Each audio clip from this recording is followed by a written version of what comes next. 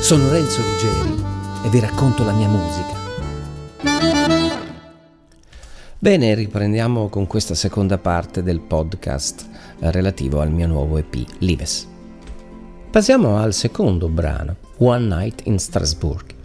Composta insieme con Frédéric Schlick, ha rappresentato una sfida per me, poiché Frédéric preferiva le melodie molto lunghe, intendo come numero di battute, tante parti eccetera, e molto articolate, mentre io tendevo ad una struttura più compatta, più corta.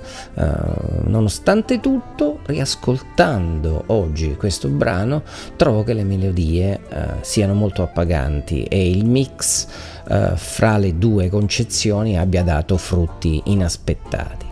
Non esito ad affermare questo brano come quello che mi emoziona di più dell'intero disco. Quindi siamo di fronte a una melodia che io ritengo comunque troppo lunga, fatta di troppe parti a mio avviso, ma che in questo caso funzionano. Ma perché io penso questo? In fondo io voglio comunicare con il mio ascoltatore, perché voglio che l'ascoltatore abbia comunque modo di seguire le cose che sto facendo, no? Oggi ci dicono un po' che saliamo sul palco noi jazzisti e sogniamo per noi stessi. Ecco, io credo che un po' il pubblico abbia ragione, e questo non significa essere ruffiani, significa che, ripeto, io vengo dalla free improvisation, quindi ormai ho superato completamente questo concetto, ma il punto è un altro, è che è difficile comunicare, ed essendo difficile comunicare cerchiamo di attuare una serie di percorsi, una serie di procedimenti. Uno su tutti sicuramente è questo fatto di creare una melodia che possa essere ricordata dall'ascoltatore, e in fondo, ricordando la melodia, l'ascoltatore può in qualche maniera avvicinarsi, comprendere meglio le ragioni delle scelte creative estemporanee che appunto il jazzista in quel momento fa. Ma parliamo adesso un po' dell'arrangiamento. Ho voluto essere sobrio, ho arrangiato addirittura un intro con 2 soli accordi e senza la sezione ritmica. Intanto ascoltiamo un po' di One Night in Strasbourg.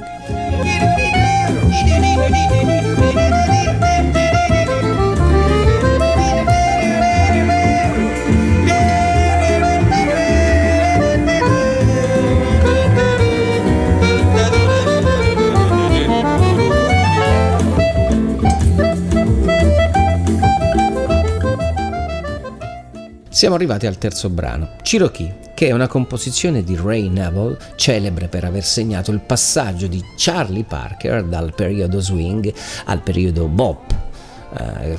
Lui insomma suonava su questa melodia, almeno così si racconta, e qui ha iniziato a suonare sulle note cordali alte. Devo ammettere che è stata una sfida molto impegnativa. Infatti sono un fisarmonicista non avvezzo agli standard jazz, e interpretare questo standard con la tecnica dei block chord, con le frasi continue, richiamare quello stile bebop a questa velocità, almeno per me è stato tutt'altro che facile. E devo dire però che la parte che preferisco è l'introduzione, che poi è richiamata nel finale. E la gestione degli archi non è mai facile, soprattutto in un brano di questa rapidità, quindi la compattezza sonora di questi strumenti a volte non funziona, quindi ho dovuto un attimino guardare bene al movimento delle parti, soprattutto quando si ha un batterista che picchia, dove il suono di base della ritmica è molto presente. Ma in questo caso credo di esserci riuscito, ma o meglio, a me ha convinto ma soprattutto credo abbia convinto anche molti altri musicisti che dopo averlo ascoltato mi hanno chiesto più volte la partitura.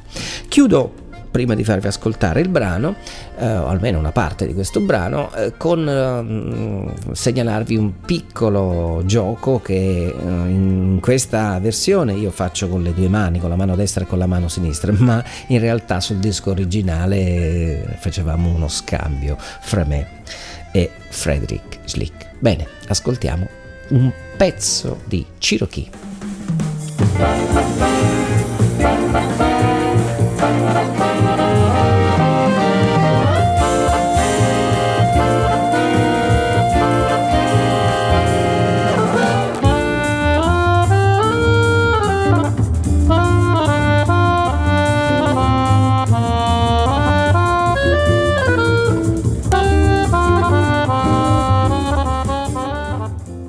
Parliamo ora del quarto brano, Little Bossa, un'altra composizione in comune con Fred.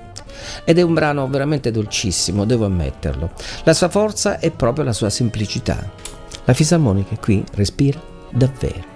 E per qualche ragione è stata anche l'incisione che ha creato più problemi nel missaggio, tanto che ho deciso che avrei dovuto cercare un ingegnere del suono di grande qualità, ma vi parlerò dopo di questo.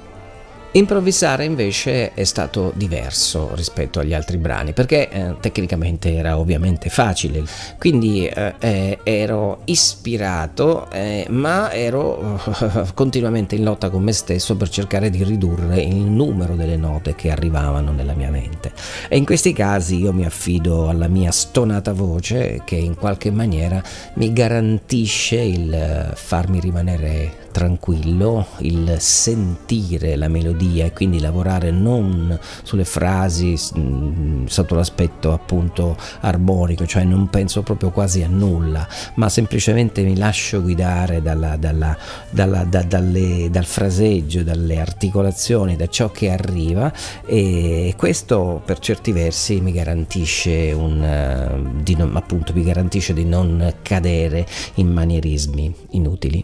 Bene, ascoltiamo un po' di Little Bossa.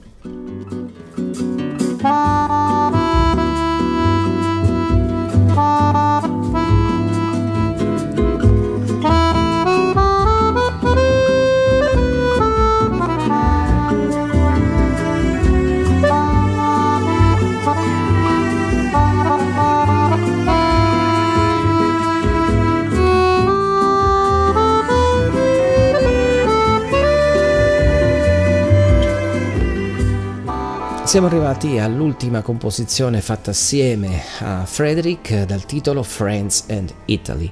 Paradossalmente è un brano che non ho amato mai, tranne quando ho iniziato a registrarlo, che lentamente è sempre più diventato interessante. Ricordo infatti come questa sia stata una delle composizioni più lunghe, addirittura più lunga dell'altra, di One Night in Strasbourg, e qui insomma i miei tagli sono stati molto molto consistenti. Il mio interesse principale era quello di non perdere il tipico andamento dello swing musette francese che per certi versi è vicino ma lontano dal mio sentire, e per questa ragione insomma, come dire, ho cercato di approcciarlo con molto rispetto e spero di esserci riuscito. Ascoltiamo adesso un po' di questo ultimo brano, Friends and Italy.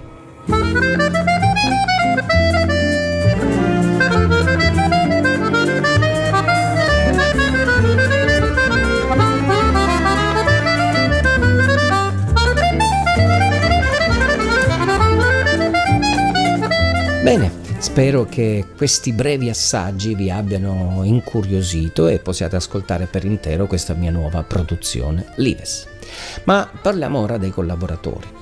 Sicuramente alla chitarra c'è Mauro De Federicis, che sa cosa fare prima ancora che io glielo chieda, insomma lui ha partecipato a tantissime produzioni e non poteva mancare in questa. Come già detto, la traccia Lives ha una formazione diversa rispetto al resto, perché è stata fatta appunto nel 2023, mentre le altre registrazioni sono state fatte ai tempi del vecchio disco. E tornando a noi, parliamo di Lives, che ha, oltre a Mauro De Federicis alla chitarra, anche al contrabbasso Maurizio Rolli, una figura molto importante nel suo strumento, e il raffinato Nicky Barulli alla batteria. Invece per quanto riguarda gli altri 4 brani, lì la chitarra sempre Mauro e il francese Didier Hoffman alla batteria e l'italo tedesco David Petrocca al contrabbasso. Riguardo alla sezione d'archi mi sono appoggiato ad una 4-4-3-2, ovvero 4 primi violini, 4 secondi, 3 viole, 2 violoncelli, che insomma in qualche maniera mi hanno garantito un discreto bilanciamento con il resto. Le registrazioni dell'epoca furono fatte nello studio Crazy Sound a Biding in Francia nel 2006, mentre le fisarmoniche, le chitarre e la sezione ritmica di Lives sono state fatte nel mio studio privato, il Voglia d'Arte Digital Studio, in questo anno, come ho già detto.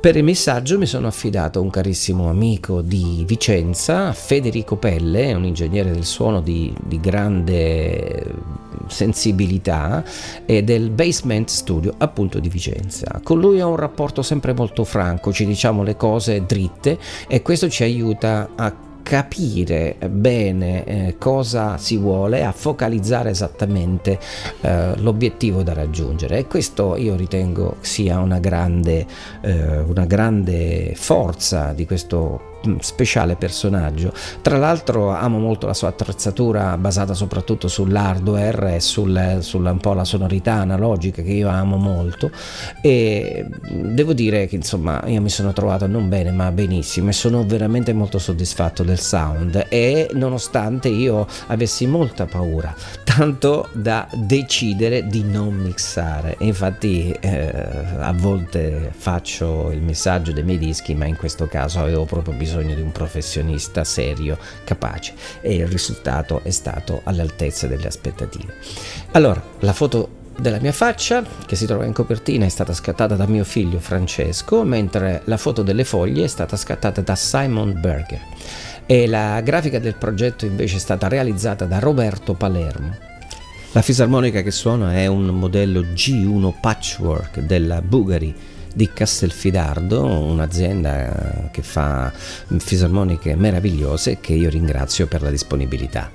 Non mi resta che ringraziare tutti e anche coloro che magari ho dimenticato. Siamo arrivati alla fine.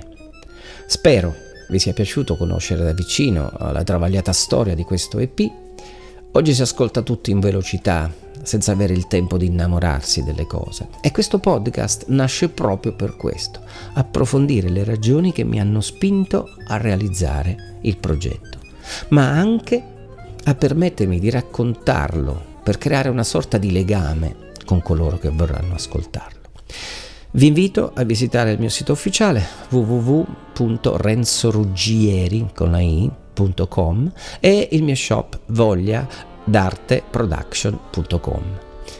E inoltre tutta la mia musica è sulle varie piattaforme digitali, quindi non solo questo EP. Potete trovare su Spotify, iTunes, Amazon, YouTube, e naturalmente a voi non costa nulla, mentre a noi artisti aiutano un poco se aggiungete sempre un mi piace nei vari canali, da Facebook a YouTube a Spotify e così via.